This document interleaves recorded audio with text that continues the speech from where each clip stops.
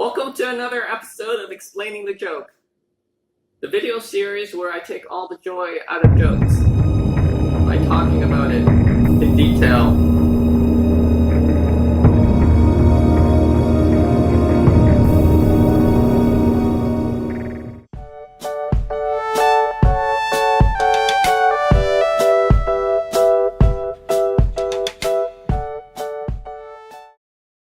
Welcome to another episode of Explaining the Joke. This time, I'm going to talk about applause breaks. Yay! So, the applause break may sound simple. You would intuitively think that applause breaks comes because you said something really funny and they can't help themselves. But no, applauses are a conscious act. Laughing, that's like uncontrollable. If you say something funny, the natural reaction is a laugh. Like they can't help themselves, they'll just like, air will push out of their throats. But lifting my arms up, putting my hands together, and tapping them multiple times in rapid succession, this is a human construct. This is something I consciously decided to do. And so it's usually not connected to something that you said is funny. It's something that I chose to give the stand-up comic as a present because they did something. You know? But like, okay, so there's a couple different reasons why people applaud. And personally, I would rather have huge laughs than applause, not applaud. So reason number one, let me just take a look at my notes here. Okay, so one reason is performance skill.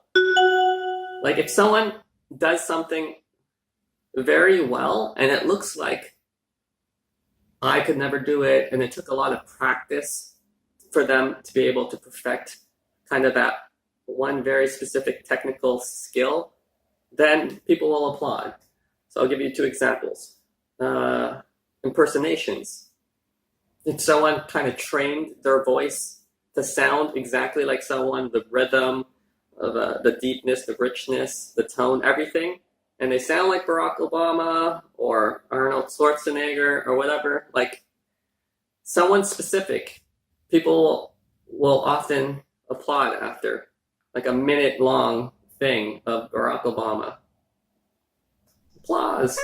Wow, that was amazing. That sounded exactly like him. They didn't necessarily have to laugh at it. It might not have been even that funny, but the technical skill, that's the word. You showed a technical expertise, and people will applaud. Okay, another example is, like there's this comic in the scene who does this super long story, but he says it in like a motor mouth, like a speed, like the Micro Machines guy, if you ever saw that commercial. The Micro Machine Man here, aircraft carrier there, you can't have that, but you can have this. The new Micro Machine aircraft carrier playset. The dramatically detailed, terrifically trimmed replica of the real thing that holds 25 Micro Machines with fabulous, fantastic features, 2 totally terrific elevators, real working hoist, runway, and 2 cargo arms. The new Micro Machine aircraft carrier playset. He just speeds through the story, like he's getting so wrapped up into it, and he's just like, pow, pow, pow, pow, pow. He hits the beginning, middle, end, and then he gets the punchline. Maybe it was like a 5-minute long story told in 2 minutes, and it's just, wow, the skill it takes to memorize that and say it that quickly and like do all the act outs and everything. At the end of the story, like people clap because like he's like catching his breath and everything. That's like a technical, a very, very specific thing that needed a lot of hours of practice. Okay, another example of people applauding is if you said something super clever. If you said something super clever, like if you rearranged words, or like there was clever wordplay, or maybe even a pun that isn't cheesy but like very smartly used, people will give you props or respect, and then they'll clap. So I guess it's kind of like giving respect. You respect their technical skill, you respect their cleverness. Doesn't necessarily mean that they're funny, that you're laughing at the stuff. It's just like props. Props, man. That was very intelligent. The last way people applaud is that if they agree with you. And the cool way to do it is if, for example, you made a point about something that is not generally agreed upon. Like your premise is something counterintuitive. And by the end of your joke, you've made enough compelling arguments to switch everyone's mind. And now they're like, okay, yeah, actually you're right. And now they agree with you. Like that's the best way to do agreement. Another form of agreement is like, for example,